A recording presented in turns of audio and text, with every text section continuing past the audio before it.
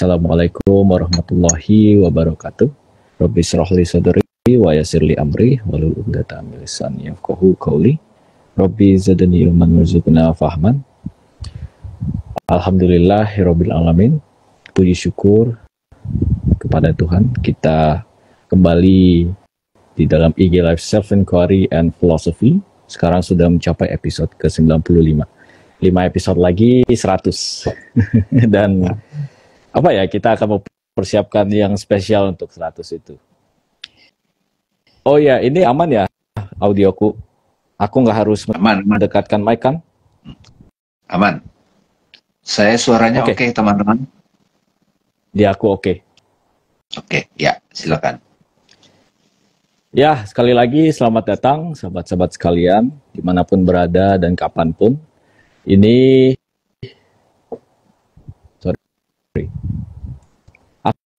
aku ucapkan selamat Idul Fitri. Ya, sekali lagi minal aidin wal faizin, mohon maaf lahir dan batin. Kita sudah ya secara bulan kalender kita sudah melewati Ramadan, tapi selalu gitu Bang Lame, setiap Swaguru mengucapkan Lebaran, itu memang kayaknya anti mainstream ya. Bukan hanya mohon maaf lahir dan batin, itu juga, tapi selalu diingatkan kembali lagi dan lagi bahwa Ramadan ini sepanjang masa gitu. Esensinya, secara kalender udah berakhir, tapi jangan sampai hakikatnya selesai gitu. Dilupain aja. Jadi puasa khusus, dan insya Allah puasa khusus bil khusus itu terus dan bahkan selamanya gitu. Selama kita hidup, kita terus berpuasa. Oke, teman-teman, ini adalah forum berbincang-bincang santai, meskipun topiknya tampak terdengar tidak santai. Judulnya Self Inquiry and Philosophy. Aku dan Bang Dame di sini hanya semacam ya udah memicu perbincangan aja. Karena nanti teman-teman bisa langsung kalau ada pertanyaan atau sharing itu langsung aja di kolom komentar ditulis gitu. Kenapa Self Inquiry and Philosophy? Sederhana. Di sini kita berupaya untuk melihat segala persoalan hidup, itu temanya apa saja dari lensa self inquiry dan philosophy.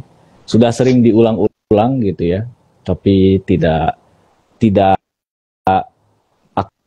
aku tidak pernah bosan mengulang-ulangnya, bahwa filosofi yang dimaksud di sini adalah mengenal realitas sebagaimana adanya.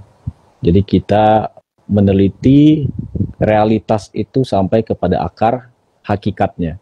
Bukan sekadar tampak luarnya, bukan sekadar citranya, image-nya, tapi juga esensinya. Jadi sebagaimana adanya itu paradoksnya ya. Apa adanya itu justru tidak kita lihat secara langsung. Gitu. Yang kita lihat secara langsung itu image-nya. Apa adanya itu malah tidak tampak gitu. Padahal apa adanya gitu kan. Kita melihat yang ada apanya. Yang ada, yang tampak gitu. Nah, kalau self inquiry gampangnya sih mengenal subjek sebagaimana adanya. Jadi mengenal yang mengenal itu sendiri. Kalau filsafat mengenal realitas, objek, meskipun ada filsafat yang lebih dalam lagi mulai kritik terhadap dirinya sendiri. Bentar nih, gua melihat objek ini dari sudut pandang mana gitu. Jadi ada kerangka pandangan. Cara kita melihat objek itu yang harus diteliti, bukan objeknya. Objeknya mah cuma efek dari kerangka pandangan kita. Kok apel itu warna biru ya? Karena aku pakai kacamata warna biru. Gitu aja. Dan kacamata warna biru ini ternyata sejak lahir. Nah, itu jadi ada self-criticism. Bentar. Jangan-jangan ada kerangka pandangan, asumsi, prasangka, dogma, indoktrinasi, macam-macam, ideologi lebih lagi ya, yang mengkondisikan cara aku melihat sesuatu. Kalau self-inquiry lebih dalam lagi. Ini aku yang melihat siapa. Dan ternyata nanti terungkap aku yang melihat ini kosong. Sebagaimana tema kita hari ini, kekosongan. Gitu ya. Nah, teman-teman yang mungkin sudah mengikuti Swaguru sejak lama akan mendeteksi adanya kata yang terus datang dan dipresentasikan secara positif, yaitu kekosongan. Nah, bagi yang baru gitu ya, dan aku juga demikian sebelum mempelajari Swaguru gitu, mempelajari filsafat, spirituality, agama secara mendalam. Bentar, ini kenapa kekosongan kayak baik gitu? Meskipun istilah baik kayaknya kurang, tapi kekosongan itu menjadi keadaan yang kita semua menuju ke sana. Sementara kita punya imajinasi spontan ketika dengar kekosongan, menghindar kita. Tapi ini malah dijadikan sebuah keadaan yang mulia. Bagi kita pada prasangka lazim, paradigma lazim, kekosongan itu adalah sesuatu yang gelap, hina, bahkan kita mencoba menghindarnya gitu. Jadi yang akan kita lakukan sini teman-teman, meskipun secara santai adalah, kalau aku harap ya, pemutar balikan paradigma gitu. Bahwa kekosongan itu sebenarnya bukan apa yang kita pikirkan. Sampai ada ya, kita tahu ada ekspresi, jangan sampai kosong, nanti kamu kemasukan gitu kan. Kemasukan apa? Mungkin bisa dengar episode tentang hantu gitu. Kemasukan memori menyiksa kita jadi siksa kubur gitu Bang Dame. Nah itu loh. Ternyata terungkap kepada kita setelah kita melakukan analisis lebih dalam, masalahnya bukan karena kosong, tapi karena terlalu penuh nih di sini nih, terlalu penuh. Overthinking, lawan dari kekosongan malah gitu. Jadi segala masalah kita, ada trauma itu kan karena ada sesuatu, bukan kosong, ada sesuatu yang ganjel. Dan ini menarik ya, kenapa disebut kosong gitu? Kenapa kosong diatribusikan sebagai kehampaan, apa bahkan ngarah depresi, kehilangan gairah, antusiasme gitu. Kayak kosong itu kayak udah gue ngapain gitu ya. Apalagi nanti interpretasi kekosongan itu mengarah ke bunuh diri gitu, ekstrimnya. Banyak begitu kasusnya. Dan itu cukup disayangkan kan. Tapi kita di sini mencoba untuk meredefinisi kosong itu sendiri. Ternyata kosong ini adalah beingnya kita. Apalagi nanti kalau kosong ini diartikan sebagai nggak punya apa-apa gitu. Takut kita kosong. Takut nggak punya apa-apa. Di Swaguru juga pernah bahas, judulnya kalau nggak salah, berani untuk tidak jadi siapa-siapa gitu. Kalau berani untuk tidak menjadi apa-apa. Itu kan menakutkan ya. Tentu aku tidak menganjurkan untuk jadi tidak apa-apa secara ekonomis, bukan. Tapi paradigmanya bahwa sebenarnya kita adalah fitrah, kita adalah yang tidak dimasukkan apa-apa. Mungkin kemasukan di sini itu bisa diartikan kerasukan, kesurupan. Itu ya kemasukan identitas-identitas simbolik gitu Bang Dame. Tatanan masyarakat bilang kamu adalah anak, kamu adalah orang miskin, kamu adalah ustadz, kamu adalah, itu ternyata yang dimasukin gitu. Kita itu sebenarnya kosong, ditempel-tempelin identitas, ditempel-tempelin imajinasi. Apalagi punya idola, pinginnya kayak dia. Itu nempel ke kita. Jadi kita berlagak seakan-akan berdasarkan image tertentu. Gitu. Ini yang disebut ego, ini yang disebut personality. Ini yang disebut image diri gitu kan. Dan ternyata kita kayak narsis sebenarnya. Berupaya mengisi kekosongan itu agar tidak bertemu dengan kekosongan tersebut gitu. Nah, aku pernah menginterpretasi krisis identity. Sebenarnya bukan original aku sih, cuma ya membawanya kepada konteks anak muda zaman sekarang gitu. Banyak istilah identity crisis, nggak punya identitas nih aku nih gitu kan. Tapi itu terjadi gitu Bang, gejalanya karena terlalu banyak identitas malah. Jadi krisis identitas itu bukan ketika kita nggak punya identitas, memang ngarah ke sana, tapi karena terlalu banyak, gua ini apa ya? Gua orang Batak, gua orang Jawa atau apa ya gitu. Jadi kebanyakan kemajemukan maniness itu menutupi oneness yang sebenarnya kekosongan gitu.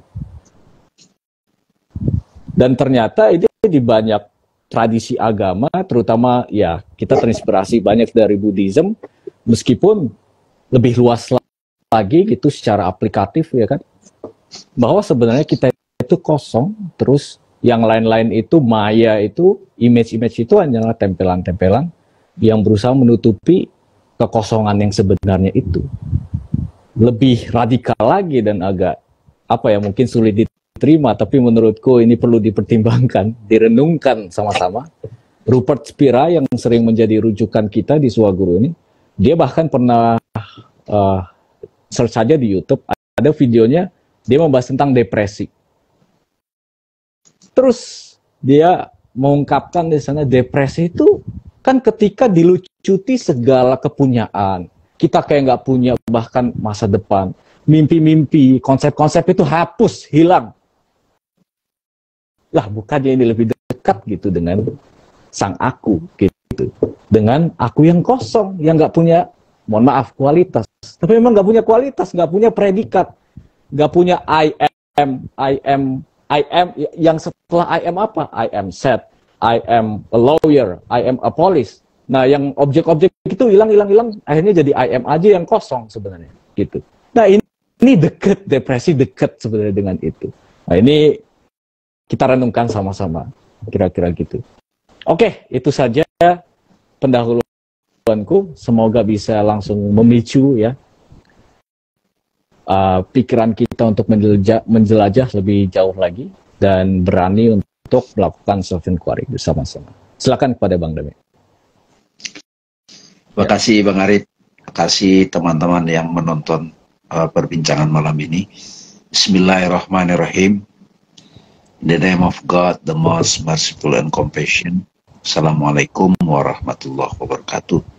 Waalaikumsalam. Alhamdulillah, puji syukur kita aturkan kehadirat Allah Subhanahu wa taala. Malam ini menyapa teman-teman kembali, berbincang santai, jamming saya sama Arif. Tema-tema yang sangat esensial, semoga membawa manfaat.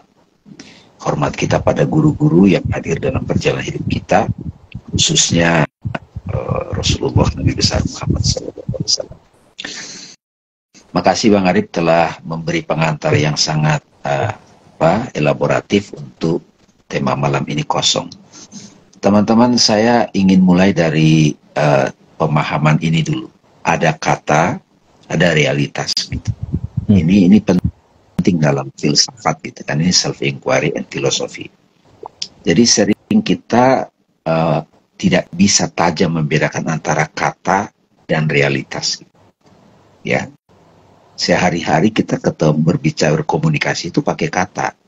Apakah kata yang diperbalkan jadi kalimat, ya kumpulan kata, atau kata yang kita chat gitu, tulisan. Nah, kata itu sebetulnya simbol-simbol, memberitahu sesuatu, refer pada sesuatu.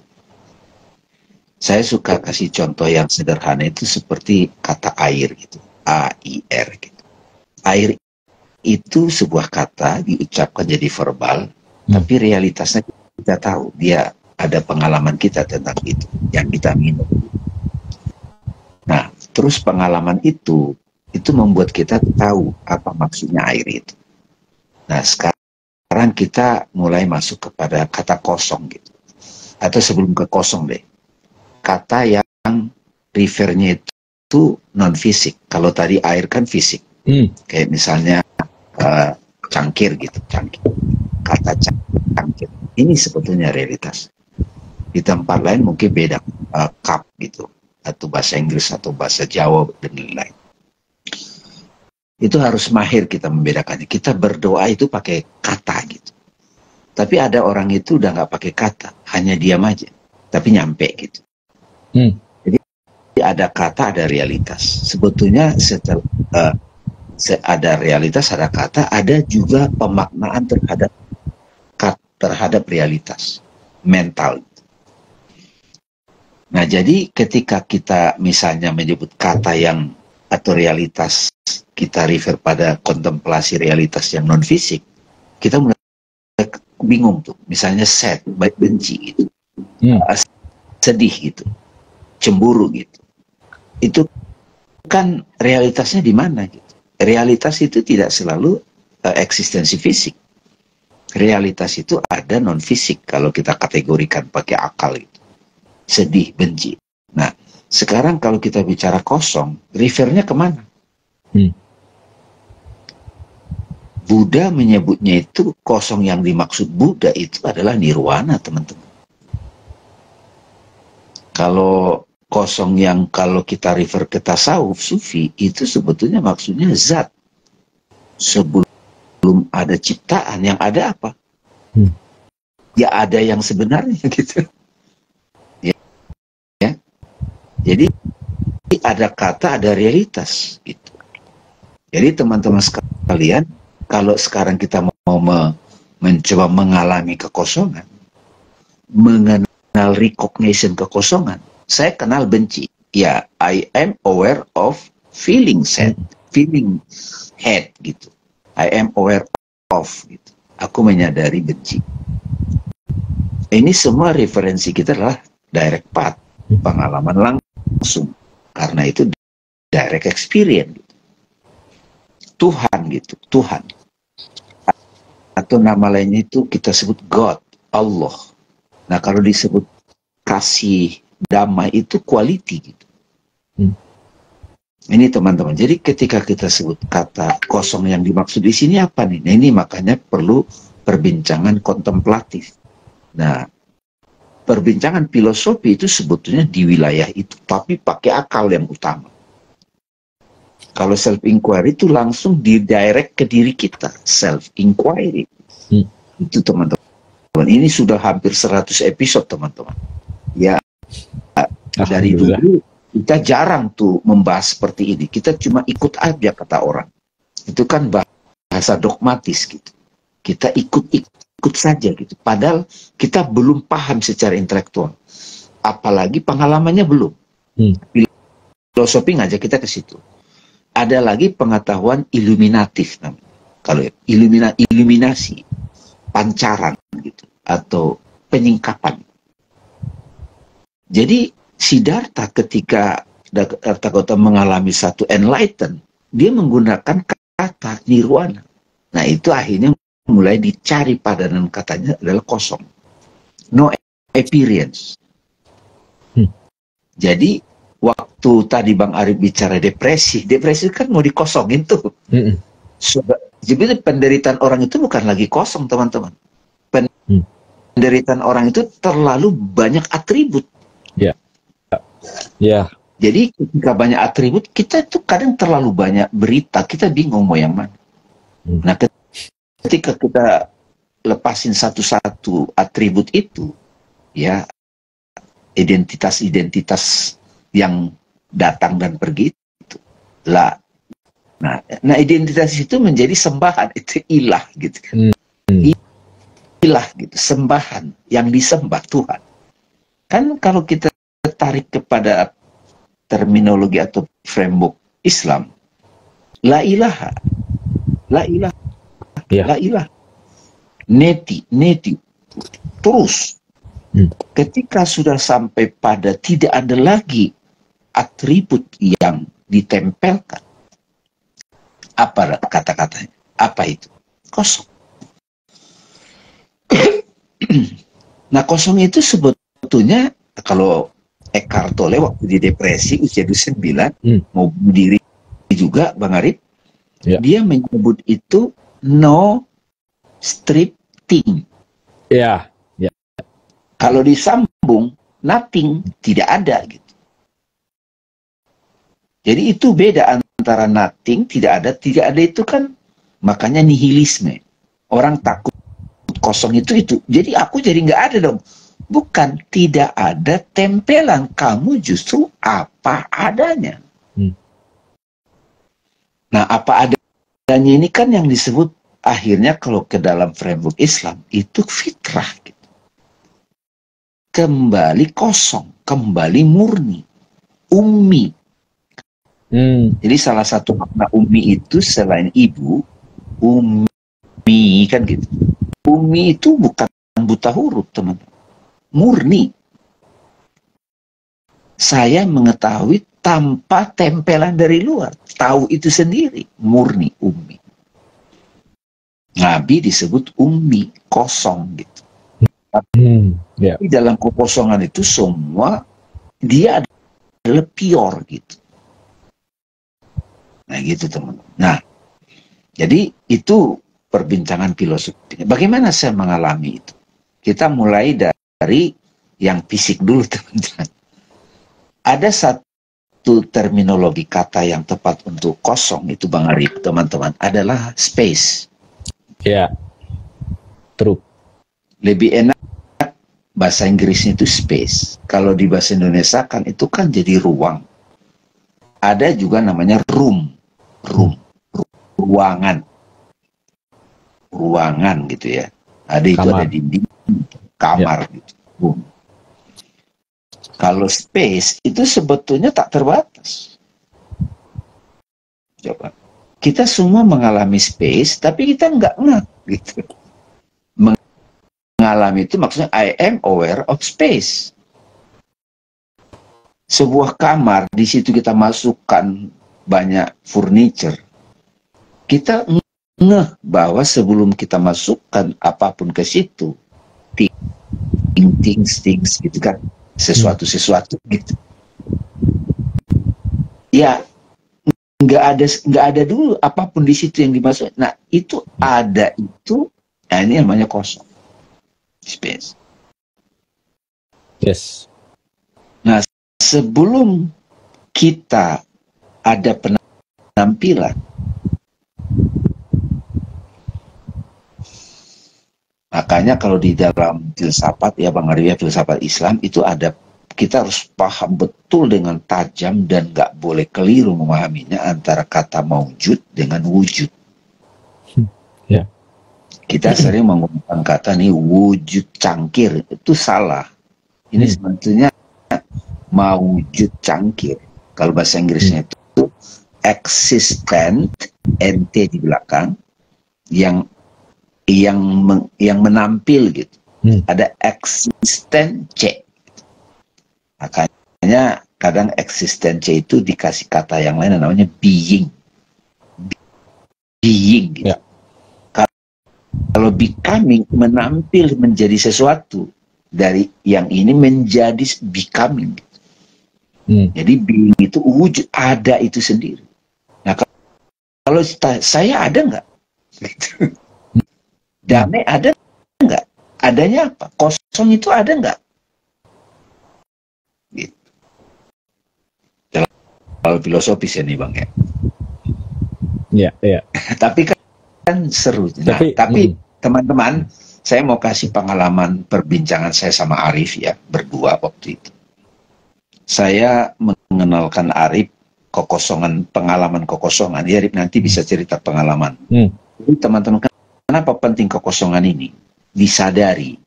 I am aware of space, gitu. I am aware of empty. Gitu. Empty itu ada yang belum ada penampilan gitu. Ya, itu maksudnya. Jadi kayak screen itu loh, screen laptop. Itu kan kita sebut kosong dari penampilan atau layar kosong. Ya. Begitu ada gambar, berganti-ganti gambar, itu namanya thingness. Yes. Berganti-ganti. Tapi sebenarnya kan kekosongan yang pada layar itu menampil berbagai image. Cuma kalau kita buka panca indera kita ini, imajinasinya itu bukan 2D gepeng, tapi 3D kayak badan kita. Saat kita mimpi itu sebuah pengalaman. Saat kita bermeditasi itu ada bermeditasi hening, itu kan kosong. Kosong itu yang tadi adalah itu sendiri gitu. Yang kita lakukan di awal tadi. Iya, yang kita hening tadi. Nah, waktu saya berbincang-bincang dengan Arif itu sempat sakit 3 minggu, versi Arif. Dia terlalu banyak pikiran, tabrakan. Pikiran katakanlah itu diwakili dengan terminologi malaikat, iblis gitu, berantem, baik, buruk, paradok, tabrakan di situ. Ada orang itu baik banget kita puja, tahu-tahu dia bejat juga gitu. Pusing nggak itu? Itu dialami Arif sampai satu ketika berdua kita ngobrol. Nah, saya ajak dia di situ self inquiry, teman-teman. Coba perhatikan di mana terjadinya pertengkaran itu? Kalau bisa pertengkaran pikir, kalau buku ini ada di sinyal, tapi pertengkaran itu terjadi di mana, Rin? Di otak. Otak itu fisik, brain, bukan. Dia terjadi ya di pikiran kita. Nah, apakah di sebuah tempat? Ya kita sebut aja space. Jadi kita terlalu mikir A, mikir B, dari A ke A1, A3, A4, macam-macam. Nah, pertengkaran yang kayak tabrakan itu tuh terjadi di mana? Saya tanya Arif waktu itu. Itu terjadi sebuah ruang kosong. Nah, sekarang fokusmu jangan fokus ke pikiran yang berantem itu. Tapi perhatianmu pindahin kepada ruang di mana pertengkaran terjadi.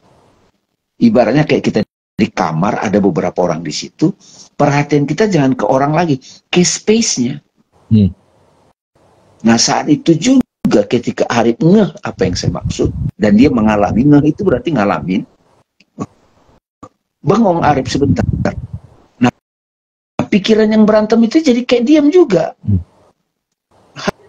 Hanya membalik perhatian aja, hanya mengubah perhatian. Dari pikiran yang berantem kepada space. Saya kasih tahu itu teman-teman. Kamu perhatiannya ke ruangan itu, space. Nah, semakin kita intens sebagai space, perhatian ke space. Apa ininya? Pengalaman berikutnya, peace. Apa pengalaman berikutnya? Kamu jadi the witness. Yes.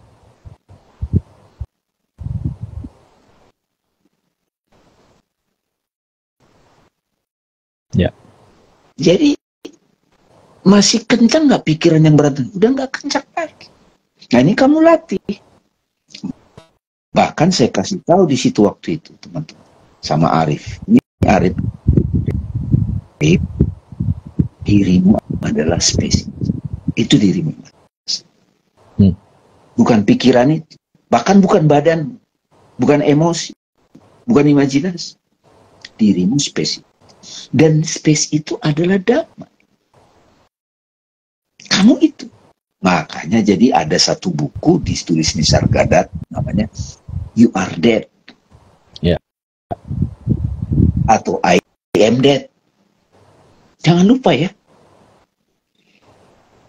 Tapi Arif harus kayak depresi dulu 3 minggu, teman-teman. Sama dengan Eckhart Tolle.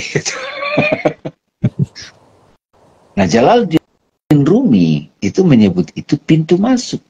Luka adalah pintu masuknya cahaya. Bahkan buku yang sekarang lagi kita tulis, ya, betul. Itu dia menyebut ruang tanpa nama. Yes. Itu versi perlu diunjukkan. Kita bertemu di ruang tanpa nama. Ruang tanpa. Jadi teman-teman sekalian, sholat itu tujuannya adalah mengingat aku, kata Allah. Nah, akunya yang mana? Ketika semua kita melepaskan atribut-atribut yang datang dan pergi, gua damai, gua status, gua ustadz, gua lagi, itu semua dihilangkan. Sisanya kita kembali ke asal, ilaihi roji. Kosong yang itulah yang dimaksud, teman-teman.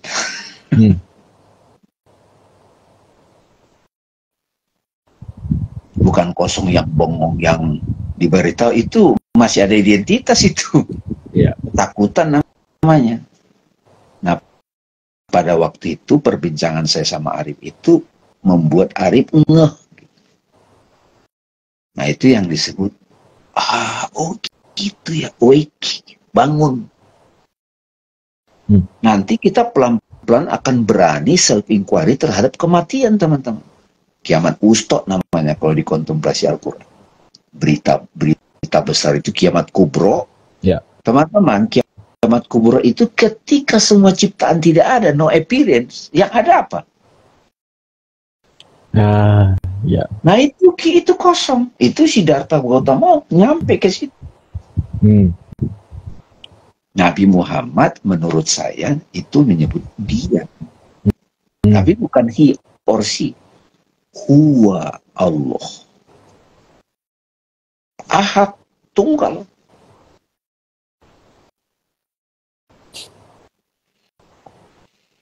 Jadi ini ada Pak Adi juga, sahabat saya yang usianya udah 80-an.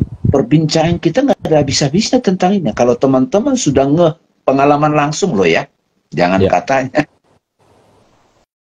Harus ngalamin langsung. Harus ngalamin malaikat dan setan itu. Ngalamin siksa kubur itu.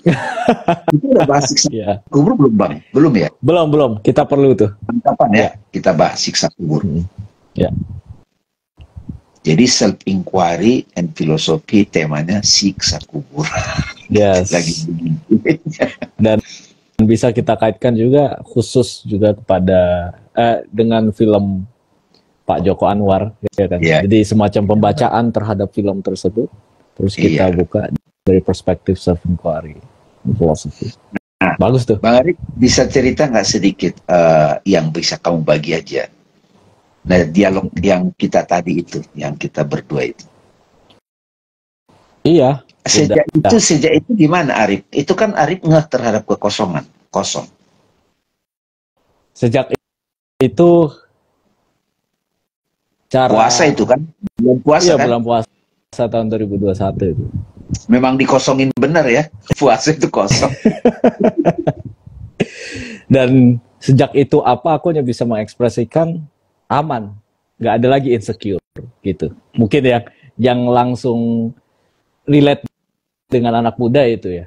Hasilnya apa dari situ ketika malah paradoksnya ketika dipertemukan dengan insecure total, ya kan? Oh, apakah ikut malaikat, ikut setan, ikut yang suci ternyata bahkan bukan dua, di satu figur, di satu konsep, di satu entitas ada dua itu gitu.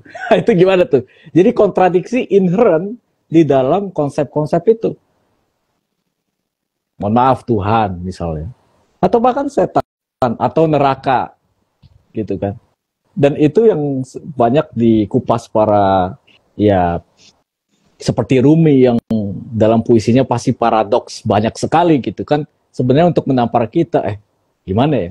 Akal insecure tuh di situ.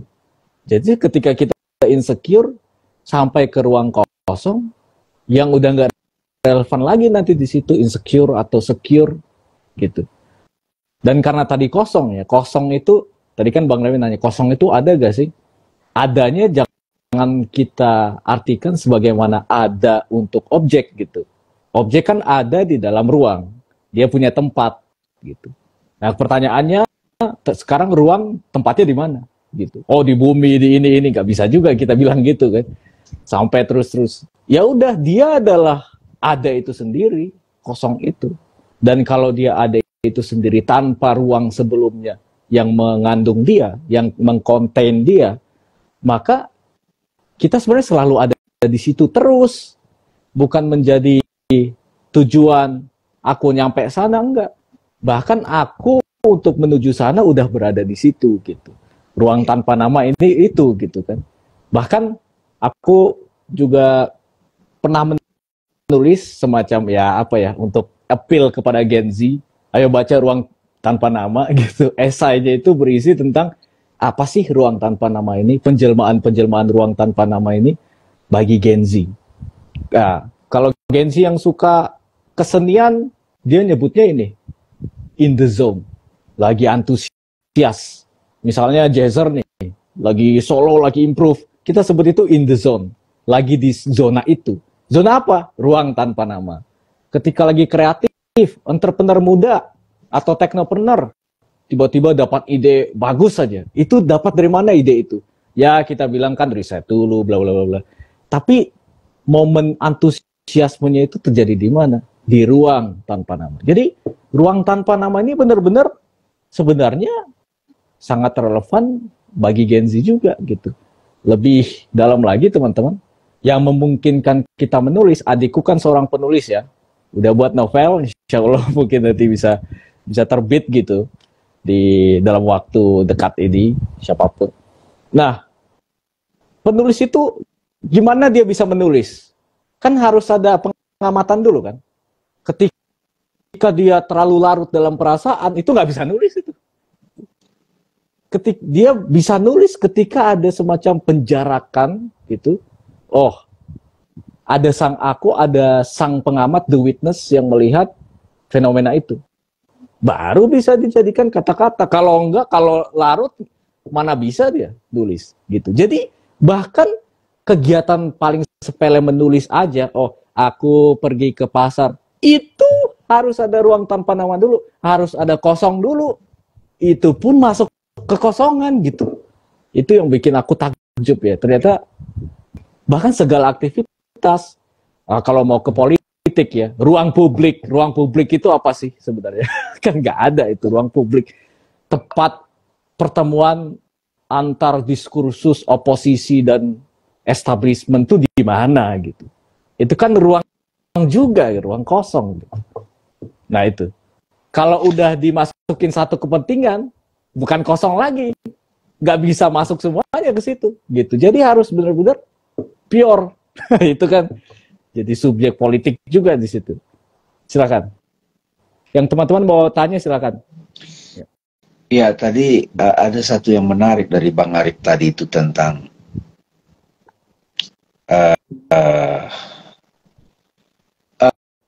ini Bang Arif. Bang Arif kan sarjana fisika nih. Kuliahnya fisika. Bahkan dalam fisika kuantum, bukan fisika Newton.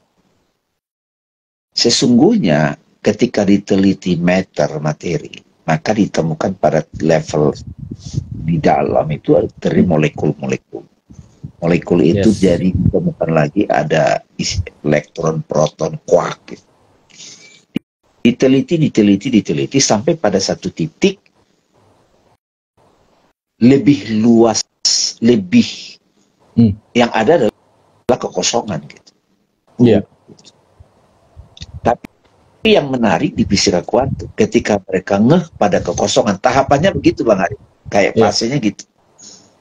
Apa ini kekosongan? Kan ada tuh pertanyaan di dalam situ, kayak orang lagi tenggelam dalam meditasi mendalam. Ini apa? Dia nanya.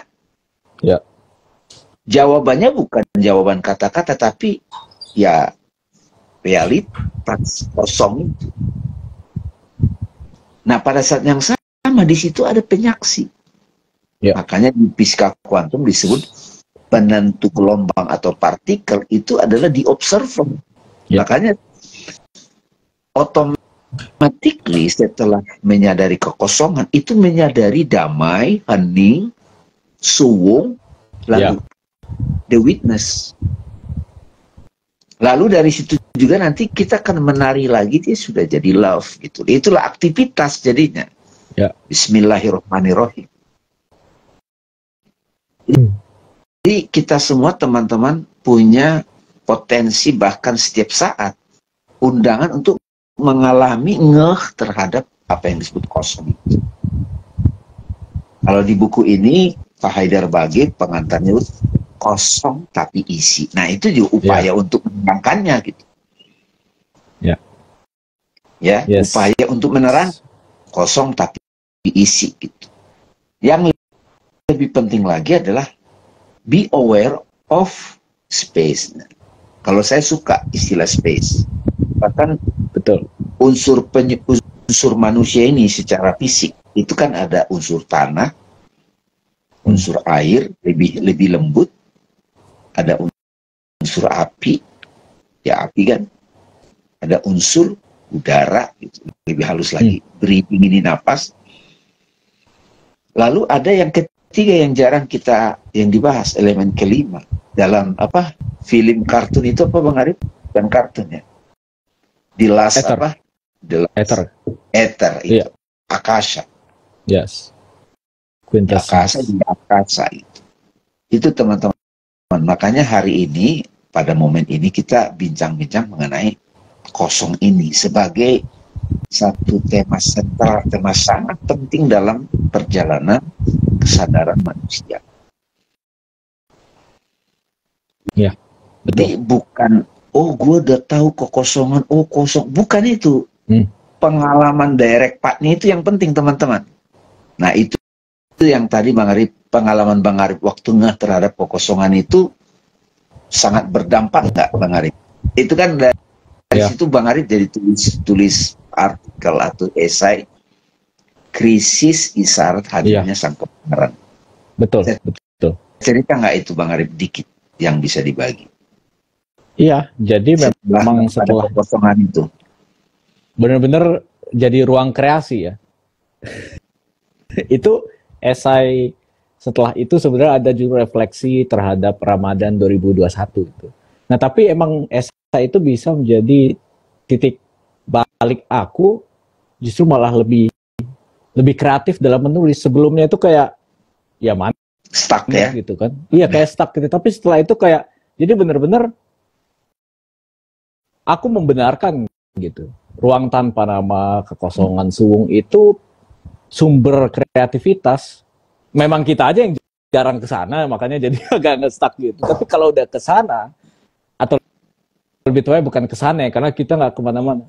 Kita lepas semua hijab-hijab yang menutupi kita akan itu jadi tiba-tiba jadi ini lagi. Apa? Jadi produktif gitu kan. Makanya Ramadan itu sangat produktif bagiku. Ketika menahan, tidak melakukan sesuatu, tidak makan, tidak minum, tidak masukin ke dalam gitu kan. Ya kalau kita mau menggunakan perbedaan luar dalam, ada makanan, stop, jangan masukin. Minuman, jangan masukin. Ada stimulus yang membuat kita marah, sabar, gitu kan. Jadi kayak dilepas-lepasin sampai kayaknya nggak ada yang tersisa di kita. Ya puasa itu untuk melatih, untuk jadi kosong, meskipun metaforanya perut yang kosong gitu kan.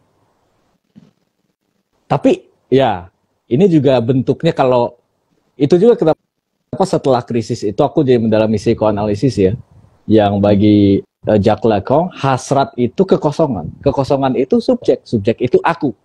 Jadi kekosongan ini kan dia emang gak ada apa-apa, tapi yang penampilan itu dari dia juga gitu. Nah penampilannya inilah yang menghasilkan hasrat. Ini pernah kita bahas juga desire di mengenal sang aku ya. Bagaimana memandang hasrat itu nggak lagi apa yang orang sebut duniawi, tapi justru malah manifestasi gitu kan.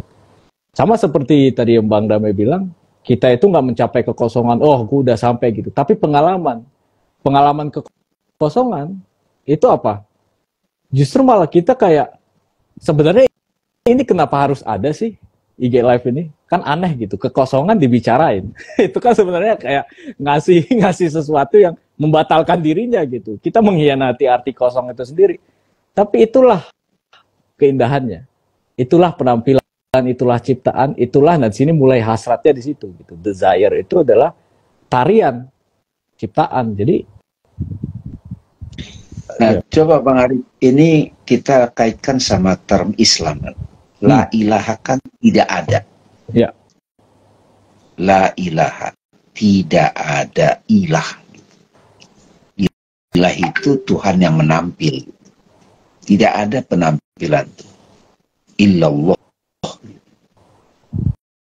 Dan I bear witness, asyhadu alla ilaha. Ya. Yes. Jadi tidak ada, kosong dulu. Yes. Nah, ini ada yang nanya nih, Bang Arif, meta nih. Oke. Mbak Meta. Kita baca. Meta site, izin bertanya Bang, tanda kita telah sampai di ruang tanpa nama itu seperti apa? Kemudian bagaimana cara supaya sustain di state itu? Karena kadang ketika kita diajar realitas, tiba-tiba buyar lagi. Terima kasih. Ya, saya bisa membagi ini Mas. Apa tandanya sudah sampai di ruang tanpa nama? Nama lain dari ruang tanpa nama itu sebenarnya peace, teman-teman. Damai. Damai yang tidak tergantung pada situasi, objek, atau apapun. Jadi yang tadi dialog saya sama Arif waktu berdua itu, setelah Arif menyadari kosong, itu lebih esensial daripada pikiran. Jadi kosong itu, space itu, ruang itu lebih esensial, lebih primer daripada pikiran. Hening, mau teman-teman mau sebut kata hening, terserah. Nah, setelah saya beritahu, maka itu Bang Ari, makanya penting seseorang yang ngasih tahu, you are dead. Iya, betul. Itu jati dirimu, itu aslinya kamu. Bukan penampilan itu, ya harus ada yang ngasih tahu itu. Jangan anggap remeh.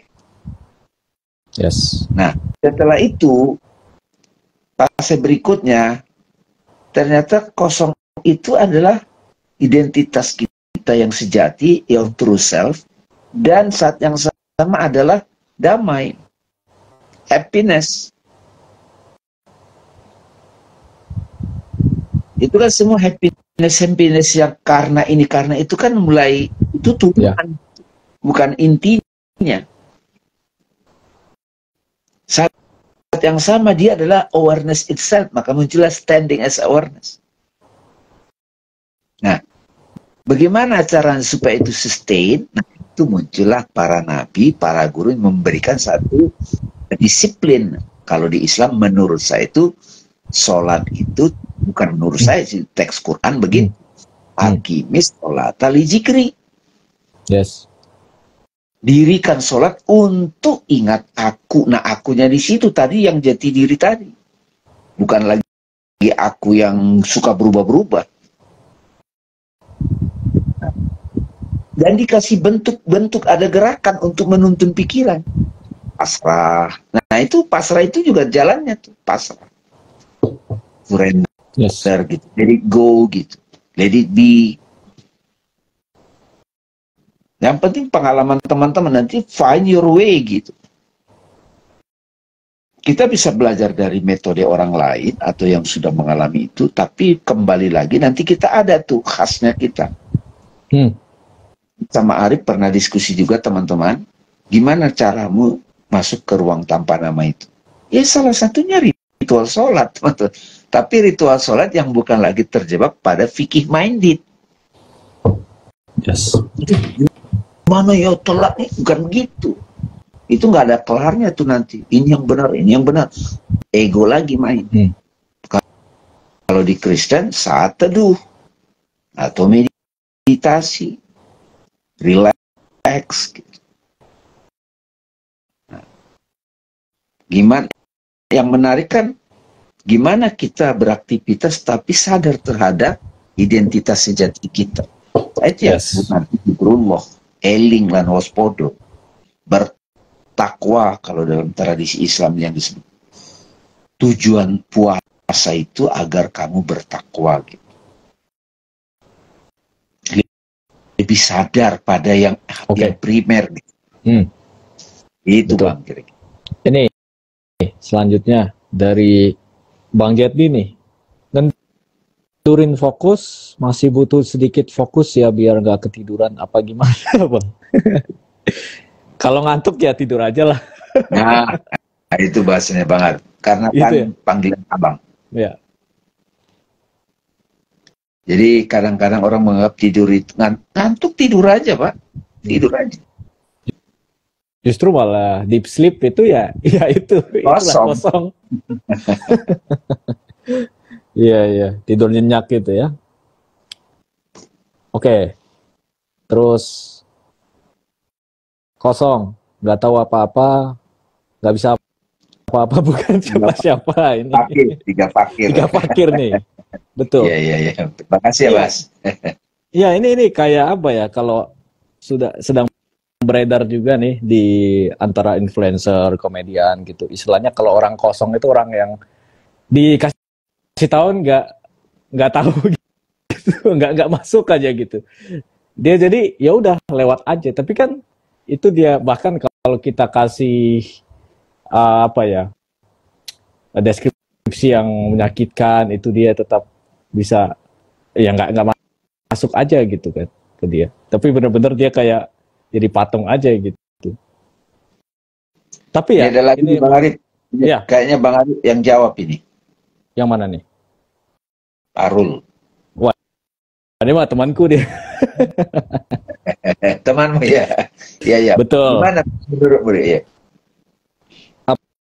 Apakah kekosongan ini bisa disamakan dengan interferensi minimum? Disamakan dengan interferensi minimum gelombang.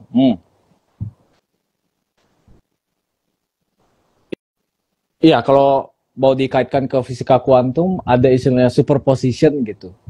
Ya kan, ini juga masuk ke interferensi. Superposition itu maksudnya tadi yang Bang Dame mungkin tadi sudah kasih, itu ada partikel, ada gelombang, gitu kan. Terus mungkin dia bisa di posisi A, posisi B. Tapi kemungkinan-kemungkinan ini hadir secara bersamaan gitu teman-teman. Nah, hadir secara bersamaannya inilah bisa kita sebut di ruang kosong. Bahkan fisika kuantum, mekanika kuantum secara eksplisit kok bilang itu empty vacuum gitu ya. Iya, kuantum vakum itulah sebenarnya kekosongan itu. Jadi dia kosong, tapi ada potensi-potensi manifestasi. Dia sebut quantum fluctuations gitu. Yang bukan materi sama sekali. Bukan terbuat dari atom, terbuat dari proton. Proton pun akhirnya dipertanyakan sebenarnya apa itu. Elektron pun sebenarnya apa itu. Jadi pada saat kita, nih tepuk tangan, kok kayak padat gitu tangan gue ya. Itu sebenarnya bukan karena ada materi, bukan karena ada zat padat di sini. Kita sebut itu zat padat, tapi sebenarnya dia adalah manifestasi kekosongan gitu.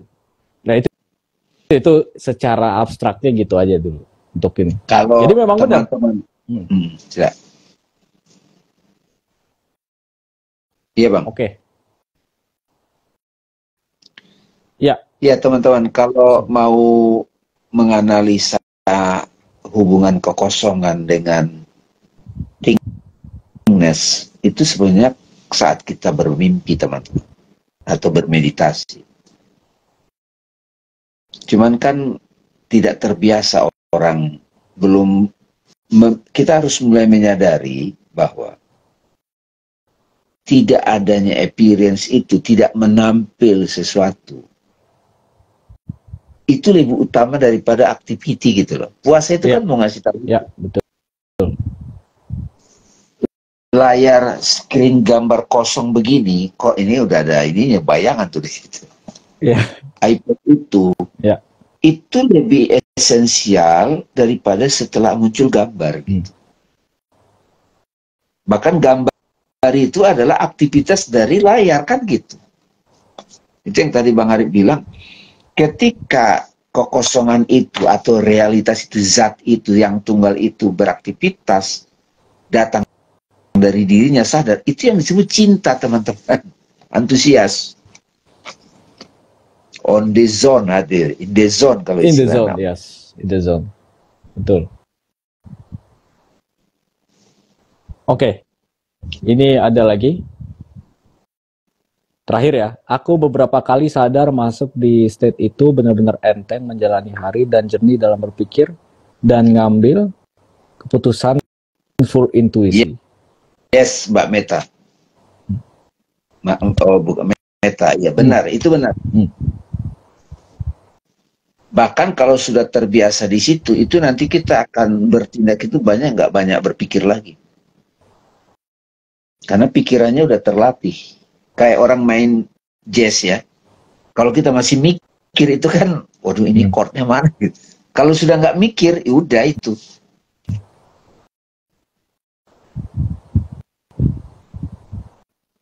Ya. Clear thinking ya, clear seeing. Yes. Baik Bang Arif, alhamdulillah. Oke. Alhamdulillah. Ini sebelum ke Bang Dame, ada satu lagi yang menurutku penting ya, karena tanpa kekosongan sebenarnya ini nggak mungkin nih kita bisa berbincang di sini.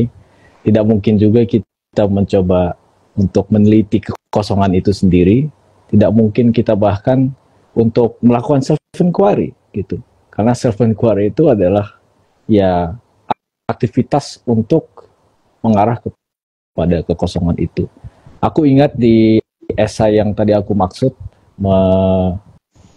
memperkenalkan ruang tanpa nama ke Gen Z, aku juga mendapatkan inspirasi bahwa ruang tanpa nama ini juga yang memungkinkan kita untuk ya self inquiry, meneliti dan tidak take everything for granted gitu.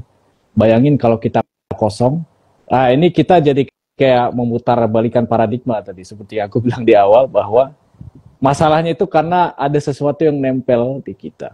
Itu sebut ideologi, prasangka, dogma, sehingga kita tidak melihatnya secara clear. Kalau kosong jadi clear gitu kan. Bayangin ini ada satu thought eksperimen gitu. Ya, bayangin kita nonton film yang paling kita suka gitu, Siksa Kubur deh. Pertama kali nonton kan, wah seru gitu. Setelah 2 kali, 3 kali mungkin udah tahu udah ketebak gitu kemana.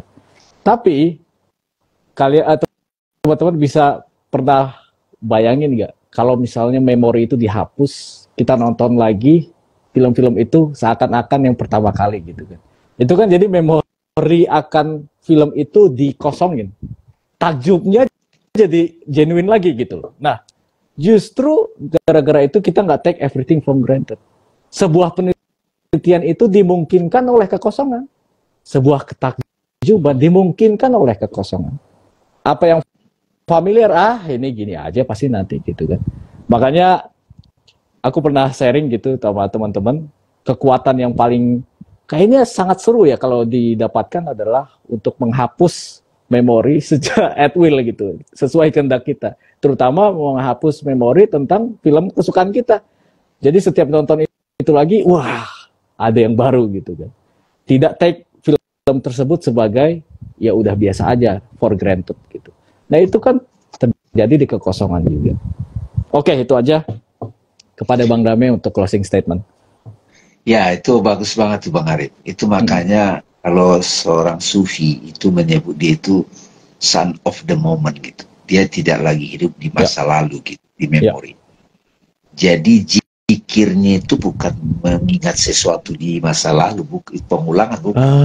Iya. Itu mengingat kekosongan ekspresi spontan itu zikir. Wow, itu tuh keren tuh. Itu keren itu. Jadi new creation gitu. Setiap saat new creation gitu. Sebenarnya salah satu teman-teman pertanyaan saya, inquiry saya ini teman-teman di Ramadan tahun ini, saya ingin mengalami penciptaan yang selalu baru. Tapi kita harus mulai lepas dengan nostalgia masa lalu apa-apa. Itu nanti membangkitkan siksa kubur lagi tuh.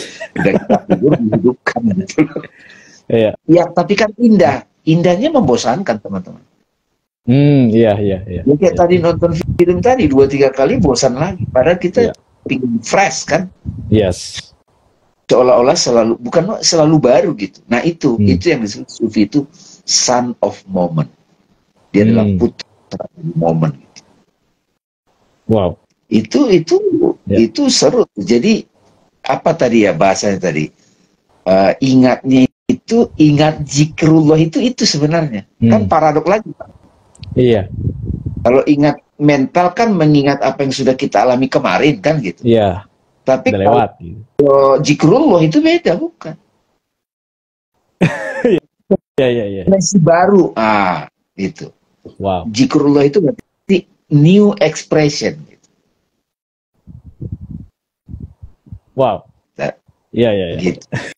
Itu highlight quote of the day itu. Jadi tajali baru gitu, tajali baru. Apalah namanya. Tapi kan keren tadi itu. Jadi bukan sesuatu lagi, bukan fresh. Oke, saya sadar tentang masa lalu saya, tapi bukan sesuatu yang harus saya ulang-ulang lagi. Itu nanti kita mental jadi nggak wow.